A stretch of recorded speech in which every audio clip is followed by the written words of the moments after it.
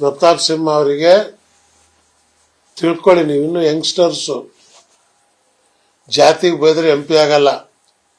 BJP ಅವ್ರು ನಿಮಗೆ ಕರೆಯಲ್ಲ ಅಂತ ಹೇಳಿ ಪಾಪ ನೀವು ಯತ್ನಾಳು, ನೀವು ಆ ರಮೇಶ, ಒಂದು 5-6 ಜನ ಹೈಕಮಾಂಡು ಕರೀತಾ ಇಲ್ಲ, ಯಡಿಯೂರಪ್ಪನು ನೋಡ್ತಾ ಇಲ್ಲ ಅಂತೇಳಿ ನಮ್ಮನ್ನು ಬೈಕೊಂಡು ತಿರುಗಾಡ್ತಾ ಇದ್ದೀರಿ.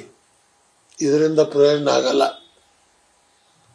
ಆಮೇಲೆ ಹೇಳಿದ್ರಿ ನೀವು, ಇಬ್ರಾಹಿಂ ಸಾಹೇಬರು ವಕ್ಫ್ ಬೋರ್ಡ್ ಜಾಗ ತಗೊಂಡಿದ್ದಾರೆ.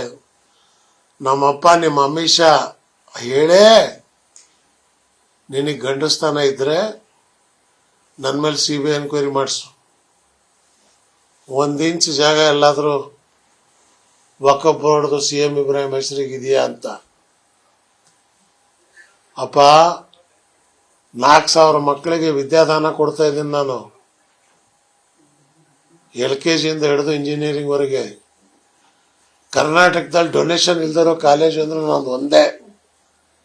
20 ವರ್ಷ ಆಯಿತು, 10,000 ಮಕ್ಕಳಿಗೆ ಇಂಜಿನಿಯರ್ ಮಾಡಿದ್ದೇನೆ.